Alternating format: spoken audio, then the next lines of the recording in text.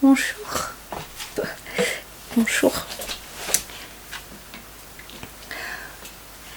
Excusez-moi pour l'absence.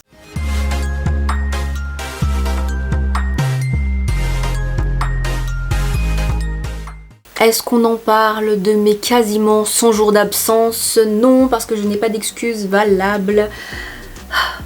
En fait, j'ai une excuse, mais je pense qu'elle n'est pas valable. Donc, on va passer à autre chose. Salut à toutes et à tous, on se retrouve aujourd'hui pour une nouvelle vidéo. Comme vous avez pu le voir dans le titre, on va parler des superstitions les plus insolites, voire étranges, et je peux vous dire qu'il y en a certains qui sont très glauques. Alors j'ai vu que vous avez kiffé la dernière vidéo, parce que parmi toutes les vidéos, je pense que c'est celle qui a atteint le plus de vues. Je vois que vous êtes un peu dans le mood glauque, on va continuer dedans. Alors avant même que cette vidéo commence, je tiens à poser un gros disclaimer. Cette vidéo elle est dans le but de partager, de faire connaître la culture des autres. Je suis pas sûre à 100% de mes sources parce qu'en vrai je me suis basée sur des vidéos YouTube, des recherches, d'internet. Donc n'hésitez vraiment pas à rectifier ou à corriger s'il y a des choses qui sont pas correctes, mais bien évidemment poliment. Pareil, je reste dans l'optique que les croyances sont totalement propres à chacun, donc vous êtes libre de croire ou non à ces choses-là. Donc voilà, pour ceux qui n'y croient pas, libre à vous, pour ceux qui croient, libre à vous également, mais je demande en fait de respecter le choix et les croyances des autres. Voilà, sans plus attendre, rentrons tout de suite dans le vif du sujet. Alors, j'ai failli tomber. Alors avant même de rentrer dans le vif du sujet, on va dans un premier temps définir ce que c'est une superstition. Comme je la connais pas par cœur, je vais lire la définition que j'ai trouvée. Alors, qu'est-ce qu'une superstition? Une superstition est une croyance irraisonnée qui donne un événement particulier, à une situation particulière et à certains signes, à un objet ou même un geste anodin, un pouvoir surnaturel qui peut être interprété comme un présage ou comme ayant une influence magique sur notre vie. Je sais pas si vous avez compris, mais vous faites ça comme vous voulez. Enfin, vous essayez de comprendre comme vous voulez. En gros, une superstition en fait c'est basé sur un mix qui peut être religieux ou culturel. Enfin, en tout cas moi je le définis comme ça. Donc en fait ça varie vraiment d'un pays à un autre, d'une culture à une autre. Donc voilà, aujourd'hui je vais pas vraiment, je vais vous parler des superstitions, mais je vais pas vous parler des superstitions basiques, genre tout ce qui est ne pas passer sous une échelle, le fait de briser une glace, c'est 7 ans de malheur, etc. Ça c'est un peu du basique, c'est un peu du connu, voire très connu, donc je vais pas vraiment m'attarder sur cela. Aujourd'hui je vais plutôt vous parler de certaines croyances, de certaines superstitions qui sont très peu répandues, ou ceux qu'on n'utilise pas spécialement, ou que c'est pas tout le monde qui connaît. Je vais pas mal parler de certaines superstitions et croyances qui se passent à Madagascar parce que bien sûr comme c'est mon pays d'origine, forcément j'ai baigné dans pas mal de croyances que je respecte encore aujourd'hui et je souhaiterais vous le partager. Par exemple, on part d'un principe qui peut être répandu, mais en fait ça peut vraiment varier d'un pays à un autre, d'une culture à un autre. Par exemple, on dit qu'il ne faut pas balayer la nuit. Voilà, ça c'est assez répandu, mais pourquoi? Par exemple chez nous, on ne balaye pas la nuit parce que ça peut attiser la pauvreté. Mais bon, après admettons, je sais pas moi, t'as renversé un truc vraiment dégueulasse, par exemple chez nous, quand t'as vraiment pas le choix et que tu dois balayer, bah pendant que nous on balaye en fait, on prononce un truc en mode ça n'aura pas d'effet sur moi. Genre pendant qu'on balaye là, pendant que la superstition est en train de se mettre en mode on, et ben nous on est là en mode ça n'aura pas d'effet sur moi, ça n'aura pas d'effet sur moi, non non non, peu importe ce que t'es en train de faire, je ne serai pas pauvre. Je pense que j'ai dû un peu trop balayer la nuit, voilà. Sans plus attendre, passons à la seconde superstition. Par exemple, chez moi, enfin pas vraiment à Madagascar, mais c'est surtout ma mère elle me disait qu'il ne fallait pas siffler la nuit. Ça varie d'un pays à un autre, mais chez moi par exemple, ma mère elle m'a dit qu'il ne faut pas siffler la nuit parce que ça appelle les sorcières. Voilà, c'est ce que ma mère m'a dit. Je pense que je vais certainement faire une vidéo sur la signification des rêves, mais là par exemple, selon une superstition, si par exemple tu rêves d'une très belle chose, donc que tu rêves d'être riche, de tomber enceinte, bref, une très belle chose, et ben il ne faut pas raconter ton rêve en fait pour le préserver, d'accord? Sauf que dans un autre contexte, dans d'autres cultures, justement il faut raconter ces rêves-là pour qu'ils se produisent. En revanche, par exemple, quand tu fais un cauchemar, on va te dire bah il ne faut pas le raconter parce que sinon il va se réaliser. Mais dans d'autres cultures, on va te dire bah justement il faut que tu racontes ton cauchemar parce que tu dénonces le cauchemar. On m'a dit un truc comme ça, voilà, genre tu dénonces en fait le problème, voilà. Vous voyez par exemple chez vous là, quand vous cassez un objet, par exemple je sais pas moi, tu fais tomber un vase qui a coûté très très très cher, tu fais tomber une assiette ou un verre, peu importe, vous allez vous faire allumer par vos darons. Votre daronne elle va vous choper, elle va vous... Hein? Chez moi, quand je casse accidentellement quelque chose, donc j'accentue vraiment le accidentellement, et ben chez moi on crie et on applaudit. Donc quand accidentellement je renverse tout par terre, je casse quelque chose, on va crier, on va applaudir, parce qu'en fait chez nous, quand on brise un objet, accidentellement, j'accentue vraiment sur le accidentel parce que vous amusez pas à casser toute la vaisselle de votre daronne. Quand on casse accidentellement quelque chose, c'est comme si tous les malheurs en fait se brisent avec cet objet et sans vous. Voilà, la signification chez nous c'est ça, c'est quand tu brises accidentellement quelque chose, le malheur part avec ça, a été brisé avec cet objet. Par exemple, moi ma mère elle m'a toujours dit que fallait pas se couper les ongles la nuit parce que c'est les morts, enfin on coupe les ongles des morts la nuit. Je sais pas qui a le cran d'aller couper les ongles des morts la nuit, mais c'est ce qu'on m'a dit. Après, vous voyez, encore une fois, ça revient vraiment sur le côté où c'est des choses que j'ai entendues, c'est des choses que j'ai découvertes, c'est des choses dans lesquelles j'ai énormément baigné, donc donc forcément, des fois, ça n'a pas vraiment de sens, mais bon, comme on m'a mis ça dans la tête, ben, je vais suivre ça. Hein. Ouais, c'est... Ouais. Pareil, si jamais un jour, en cas de forte averse, qu'il pleut énormément dehors, soit vous attendez que la pluie tombe, soit c'est chacun pour soi et Dieu pour tous, mais en aucun cas vous ne devez ouvrir un parapluie dans une maison. Jamais, ça c'est niet. Le fait d'ouvrir un parapluie dans une maison, en fait, on dit que ça peut apporter le malheur. C'est même pas ça peut, c'est ça porte malheur, c'est la poisse, c'est tout ce que tu veux. Donc, soit tu... Ouah, fais pas des trucs comme ça. Oh. Le retour, tu dis bonjour. Bonjour. Si jamais vous êtes quelqu'un qui a une petite mémoire ou qui se souvient très peu, voire jamais des anniversaires des autres, mettez-vous un rappel. Mais en aucun cas, mais genre jamais, ne jamais souhaiter en avance l'anniversaire de quelqu'un parce que ça porte la poisse. En fait, c'est un peu le côté du tu lui souhaites en avance alors que ça se trouve il va mourir les jours d'après. C'est comme si tu portais l'œil à la personne qui est censée fêter son anniversaire, genre une année de plus. Donc, quoi qu'il en soit, mettez quand même des rappels quand c'est l'anniversaire de quelqu'un, sauf si c'est quelqu'un que vous n'aimez pas, donc là, souhaitez-lui autant que vous voulez. Non, je rigole. Bref, et en fait là-dessus, ça rejoint aussi un peu le débat des baby showers. Genre en mode, il y en a qui sont très très très pour, et il y en a qui sont très très très contre. Ceux qui sont contre, en fait, ils expliquent ça dans le sens où...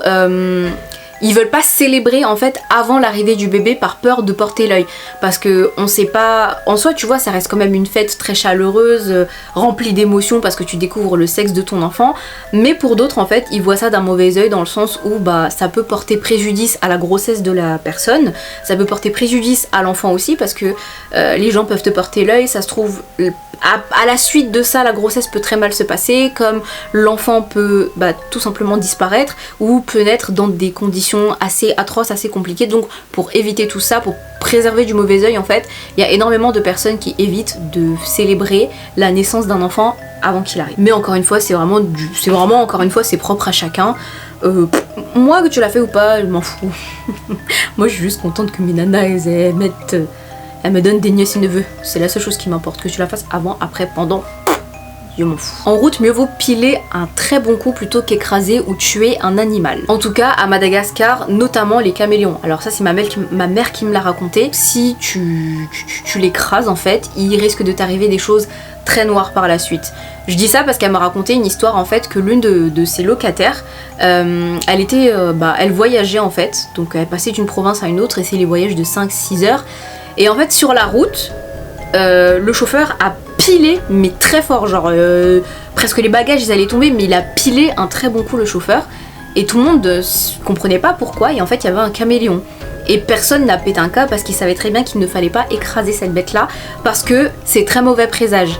Et heureusement qu'ils ne l'ont pas écrasé, parce que lorsqu'ils ont continué la route en fait, quelques kilomètres plus loin, un bus qui faisait... un bus de voyage a été renversé par un camion poids lourd, vous voyez. Donc en gros, si admettons s'ils avaient écrasé en fait ce caméléon là, la malédiction on va dire, ou le côté poisse se serait abattu sur le bus dans lequel était la locataire en question. Donc voilà, c'est pourquoi chez nous mieux vaut piler un grand coup, même dévier, que d'écraser un caméléon, parce qu'en gros tu t'en sortiras entre guillemets potentiellement indemne ou avec très peu de séquelles que si tu l'avais écrasé. Voilà. Passons à la suite. Petite parenthèse, avant que je poursuive sur les prochaines anecdotes, pour les personnes qui voyagent énormément, je vous conseille de vous renseigner en fait sur la culture du pays dans lequel vous allez atterrir. Renseignez-vous sur les cultures, les interdits, les choses tabous, les choses à pas faire. Ça éviterait que vous vous ramenez des malédictions chez vous. Voilà. Vous allez comprendre pourquoi est-ce que je vous dis ça en enchaînant sur la prochaine superstition. On dit que lorsque vous faites un très long voyage et que vous arrêtiez en fait dans certains villages ou sur un terrain inconnu, on dit qu'il faut saluer les ancêtres. C'est-à-dire les personnes qui nous ont précédés sur ces lieux-là. Donc tu arrives. En gros, je vous mets le contexte en mode... par exemple, encore une fois, là, je vais rejoindre les traditions de chez nous. Quand tu arrives en fait, parce que quand on passe d'une province à une autre, c'est pas genre comme chez nous où tu voyages 1-2 heures. Quand tu passes d'une province à une autre, chez nous, des fois, tu passes une journée entière. Tu passes de 7-8 heures de route. Et en fait, tu vas forcément traverser des villages qui appartenaient à des personnes qui sont décédées. Et en fait, quand tu arrives sur ces lieux-là, tu vas t'arrêter forcément, tu vas te poser, tu vas pique-niquer, tu vas faire la petite pause pipi, enfin bref, peu importe. Quand tu arrives sur les lieux, tu salues les ancêtres, genre bonjour messieurs, dames, enfin tu peux passer pour un fou, tu t'en cognes. Franchement, je préfère littéralement passer pour une folle que être poursuivi par des gens. Pas vivants en plus. Donc voilà, vous arrivez, vous annoncez bonjour messieurs, dames, nous sommes que de passage, on va pas vous embêter plus longtemps, s'il vous plaît, ne nous suivez pas. Donc demandez aux esprits, aux ancêtres qui errent sur ces terres-là, de ne pas vous suivre durant votre voyage, peu importe où vous allez, mais également leur demander leur protection, même si vous les connaissez pas spécialement, ça coûte rien. Genre voilà, protégez-nous, que notre voyage se passe bien et qu'on arrive sain et sauf. Voilà. Pareil, si par exemple durant votre voyage, vous voyagez et que forcément vous allez vous arrêter dans un lieu quelconque pour faire votre pause pique-nique, nous, chez nous, enfin à Madagascar, ce qu'on fait, c'est que pendant qu'on pique-nique, en fait, on verse un petit peu de notre boisson, donc que ce soit jus, alcool, rhum, peu importe, tu verses quelques gouttes sur le sol, tu laisses également un morceau de nourriture, bref, des pâtes, du riz, peu importe ce que tu es en train de manger, tu laisses un petit bout, en fait, que tu donnes aux ancêtres, à la terre des personnes sur lesquelles tu es en train de faire ta pause, en fait, parce que littéralement, ça t'appartient pas. Et en fait, c'est comme s'il faut que tu les respectes. Voilà, tu les respectes, tu leur donnes leur petite gâterie, leurs petits cadeaux, leurs petits trucs, pour que, en gros, entre guillemets, ils t'autorisent à t'arrêter sur leur terrain et que ton voyage puisse bien se passer, qu'ils te protègent et que voilà, qu'en mode que tu les mettes pas en colère et que tu n'attises pas en fait la frustration envers les ancêtres et les esprits et qui veulent se venger en te suivant ou même en mettant énormément d'obstacles sur ton parcours jusqu'à ce que tu arrives à destination. Voilà, poursuivre. On quitte un peu les îles, là on va voyager au Japon. Celle-là, je pense que certains, voire énormément, beaucoup de personnes doivent la connaître. Admettons que tu es en train de manger ton meilleur bol de nouilles, ton meilleur bol de riz. Quoi qu'il arrive, si par exemple tu as bien mangé, tu es calé, ta pause, soit tu poses tes baguettes sur ta table, soit tu les mets dans tes cheveux, tu l'avales, t'en fais ce que tu veux, mais hors de question de les planter dans ton bol. Tu ne les plantes jamais dans ton bol, genre debout comme ça, en attente, parce que c'est très mauvais présage. Ça appelle le malheur, les mauvaises choses, donc, mais même eux, ils vont te regarder en bizarre en fait. Donc tu ne plantes jamais tes baguettes de ton bol au Japon. Mais même si au Japon, je pense que du coup au bout d'un moment cette superstition est assez répandue dans les pays asiatiques. Tu ne plantes pas tes baguettes, voilà, c'est tout. On enchaîne. Celle-ci, je sais pas vraiment d'où elle vient, mais si par exemple tu reviens de je ne sais où et que tu as la flemme de ranger tes affaires, ou d'accrocher ton chapeau, tu t'en fous, tu te lèves, tu vas accrocher ton chapeau parce qu'on dit que poser son chapeau sur le lit ou sur une table ou autre, ça porte malheur, ça attise les mauvaises choses, ça ramène les mauvais sorts. Donc, tu te démerdes, tu ranges ton chapeau. Ok ? Voilà. Alors celle-ci, je ne sais pas, voilà, comme j'ai dit, les sources, je sais pas trop, mais il semblerait, donc les Turcs, je vous invite dans les commentaires à rectifier ou à corriger, il semblerait que, en Turquie, il ne faut pas mâcher de chewing-gum la nuit parce qu'apparemment, à la tombée du jour, ça pourrait devenir la chair des morts. Je sais pas si c'est vrai ou pas, mais apparemment ça se passe comme ça, donc tu ne mâches pas de chewing-gum la nuit. Messieurs, dames, mesdames, mais aussi messieurs maintenant, faites attention à vos accessoires lorsque vous sortez. Je vous dis ça parce que au Brésil, il est interdit de poser son sac à main par terre ou sur une table. À la limite, mieux vaut réserver une chaise spécialement pour poser ton sac plutôt que de poser par terre, parce qu'en fait le fait de poser ton sac par terre, ça attise la pauvreté. Donc il ne faut pas faire ça, tu te démerdes, tu mets sur ta tête, sur ta table, ce que tu veux, mais tu ne laisses jamais ton sac par terre. Voilà. On dit que le fait de recevoir un couteau ou d'offrir un couteau à quelqu'un pourrait briser des liens, pourrait briser une amitié. Donc maintenant, si tu veux faire sauter des gens de ta vie, tu sais ce qu'il te reste à faire. Oui. Voilà, tu lui offres. Tu vas sur Amazon, tu cliques, tu commandes. Prime, comme ça arrive plus vite, tu me l'offres, basta. On enchaîne. On dit que les murs d'une maison s'imprègnent énormément des énergies qui se sont produites via les anciens locataires. Donc que ce soit les énergies positives ou négatives, mais notamment et surtout des énergies négatives. C'est pourquoi c'est très important de purifier une maison avant d'y vivre, avant de faire sa vie dedans. C'est pourquoi en fait, en fonction de certaines cultures, la manière de faire une crémaillère se passe assez différemment.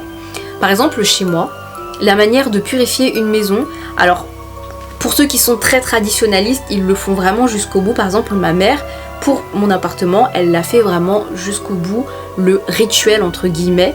Après, d'autres le font assez simplement.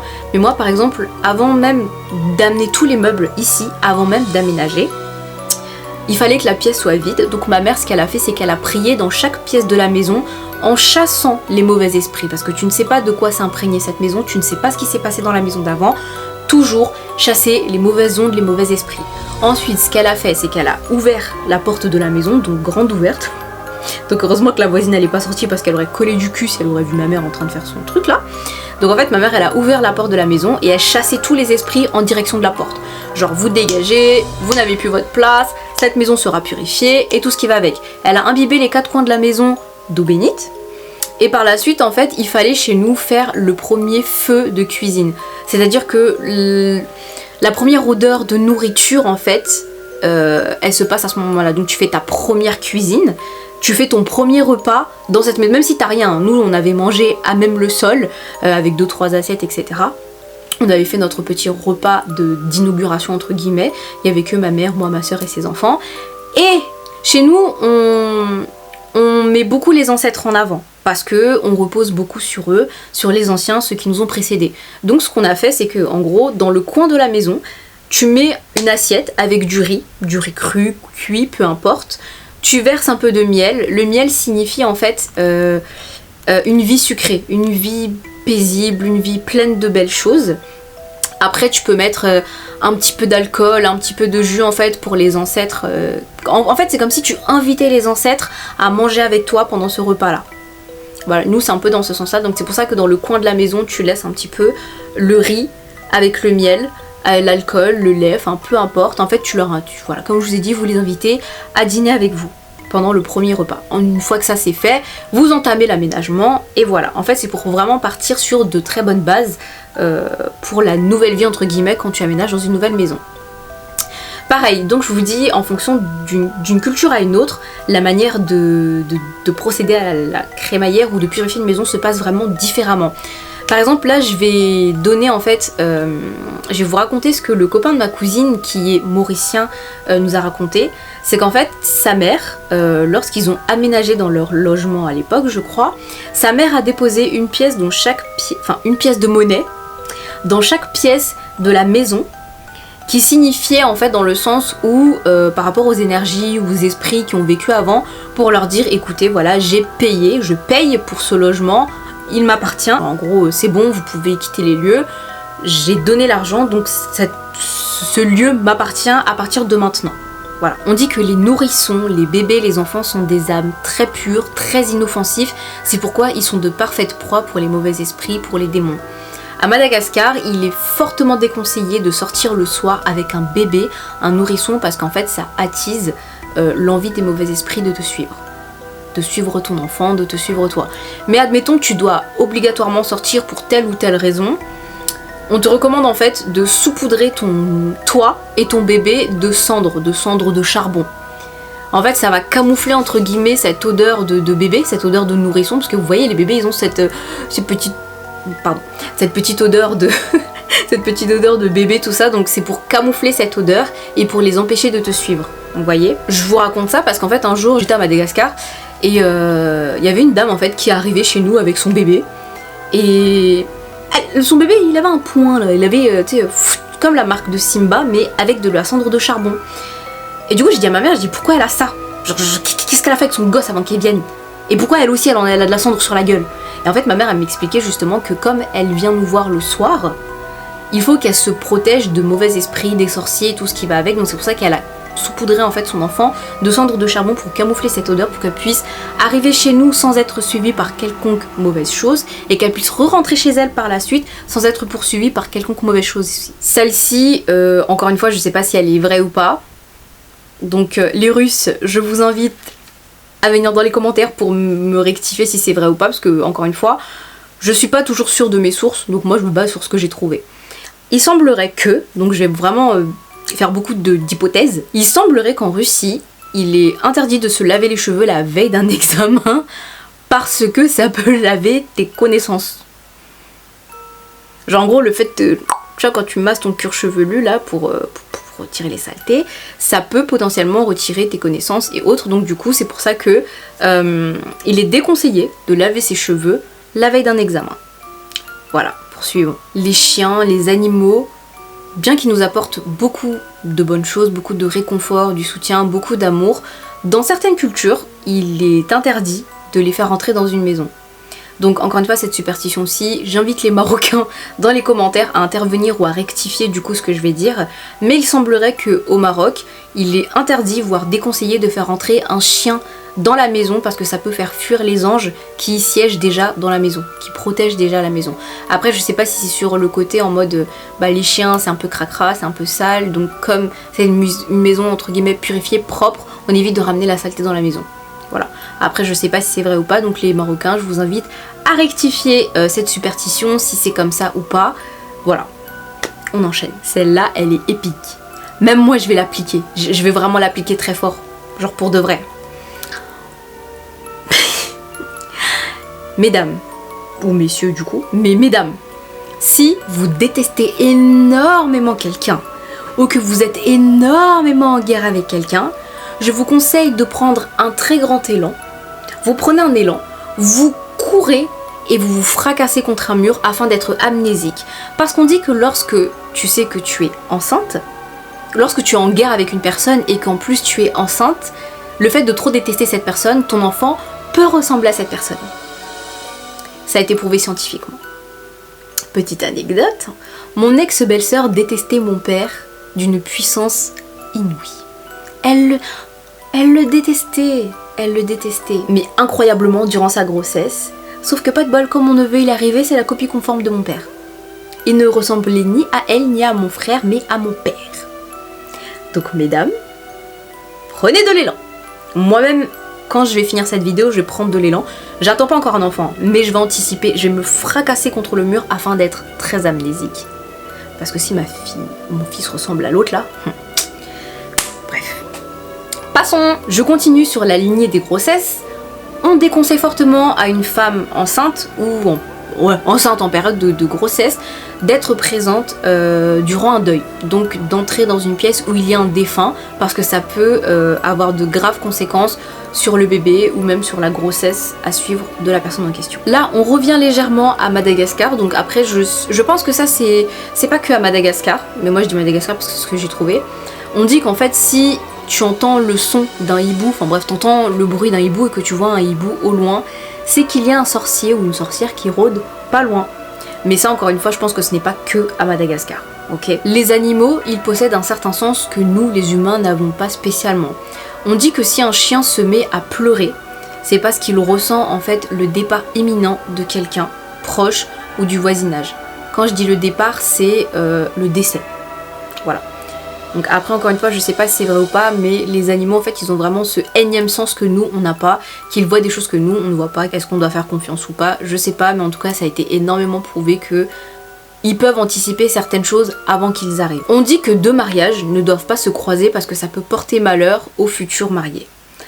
Moi j'ai entendu que apparemment en Algérie il ne fallait pas que deux mariés se croisent durant les préparatifs du mariage parce que ça pouvait avoir un incident négatif sur la vie de mariée à venir. Du coup les Algériens, je sais pas si c'est vrai ou pas, je sais pas si c'est de cette façon ou pas, n'hésitez pas à venir en commentaire pour m'expliquer un petit peu ou même détailler ou même rectifier les dires. Voilà. On poursuit. On dit qu'il ne faut pas faire de lessive la semaine sainte. La semaine sainte en fait c'est la dernière semaine du carême. On dit qu'il ne faut pas faire sa lessive parce que sinon c'est comme si tu lavais ton linceul. Le linceul ou le linceul, je sais pas comment on dit, c'est le tissu dans lequel on enveloppe les morts. Donc c'est comme si tu lavais le tissu dans lequel on va t'envelopper prochainement à venir. Donc tu anticipes ou tu te démerdes. Mais tu ne fais pas de lessive la dernière semaine du carême. Voilà. On enchaîne. Après une escapade, une journée à Deauville, à la plage, peu importe, on aime souvent ramener des souvenirs comme du sable, des coquillages, beaucoup de souvenirs. Et ben c'est non. C'est mort, c'est dead. Tu ne ramènes absolument pas ces choses-là chez toi ou chez qui que ce soit. Tu n'offres pas ça aux personnes que t'aimes. Parce qu'on dit que le fait de ramener des choses qui proviennent de la mer dans un foyer, ça va créer le bazar dans la maison. Ça va créer des disputes et notamment faire disputer, voire séparer les couples. Donc, s'il y a des gens que tu n'aimes pas, tu peux leur offrir. Un couple que tu n'aimes pas, tu peux offrir. Mais des personnes très bienveillantes, il y a mieux comme souvenir. Donc, je sais pas, achète une peluche, j'en sais rien. Mais tout ce qui provient de la mer, en fait, il ne faut absolument pas garder ça chez soi. C'est ce qui est dit. On poursuit. Lorsque tu vois quelqu'un qui est assis par terre ou qui est allongé par terre, il est strictement interdit, enfin déconseillé, interdit d'enjamber cette personne parce que je sais pas pourquoi mais on dit que c'est les morts qu'on enjambe. Moi je n'enjambe ni les morts ni les vivants, mais apparemment c'est pas bien d'enjamber les personnes parce que c'est comme si tu enjambes, c'est de même qu'on fait pour les morts, on enjambe les morts. Après on dit qu'il ne faut pas enjamber un enfant parce que après il peut ne plus grandir. Je sais pas si c'est vrai ou pas, je sais pas si c'est de ce contexte-là, mais c'est ce que j'ai cru entendre qu'apparemment il ne faut pas enjamber les enfants ou les adultes, bref, peu importe. On n'enjambe personne parce que c'est pas bien. On poursuit. Sur l'île Maurice, si je me trompe pas, donc les Mauriciens, je vous invite dans les commentaires à rectifier mes dires si je fais une erreur. On dit que sur l'île Maurice, il est déconseillé, voire interdit de faire ses besoins sous un arbre. Que ça soit pipi ou caca, il est strictement interdit de le faire parce que tu peux être possédé par des esprits. Va être possédé pendant que tu poses ta pêche, ça doit être rigolo. Non, c'est pas drôle, mais j'imagine, c'est pas drôle. Et en fait là du coup ça rejoint un peu ce que je disais quelques superstitions plus haut. Le fait qu'il faut vraiment faire attention où tu mets les pieds, parce qu'en fait cet endroit-là appartenait à quelqu'un, et le fait que tu fasses tes affaires sales en fait sur les lieux, ça peut mettre en colère en fait les ancêtres, les personnes. Ce qui fait que ils vont se venger de la meilleure façon qui soit. Donc vraiment, c'est pour ça en fait que je vous dis, avant de voyager, privilégiez vraiment le fait de vous renseigner sur la culture du pays, les interdictions pour éviter d'offenser qui que ce soit les personnes du village, les ancêtres, ou enfin bref, pour ne pas offenser et choquer la culture, vraiment, renseignez-vous avant. Il y a une dernière superstition, qui celle-là, elle est très, alors elle est pas beaucoup répandue, mais elle est validée à 100%. On dit en fait que si tu as aimé la vidéo et que tu la likes, et ben tu pourrais faire une heureuse. Donc soit c'est ça, soit c'est un truc en mode ouais, si t'as aimé la vidéo, enfin en gros si t'as kiffé et que tu likes pas, tu peux faire des cauchemars la nuit, tu peux avoir des problèmes dans ta vie. Donc du coup il est fortement recommandé en fait de liker la vidéo pour éviter que la malédiction s'abatte. Voilà. En tout cas les amis, j'espère que cette vidéo elle vous a plu. Donc n'hésitez vraiment pas à me faire part de votre retour. Après moi je vous invite surtout à me dire dans les commentaires en fait si vous-même vous avez des superstitions qui font partie de votre culture, qui n'a pas été mentionnée. Après je sais que j'en ai eu énormément, mais comme il y en a où j'avais pas mal de doutes, j'ai fait exprès de ne pas spécialement les mettre. Après j'ai mis en valeur des superstitions de ma culture parce que c'est là entre guillemets où je suis sûre à un certain pourcent que c'est réel et que généralement c'est appliqué.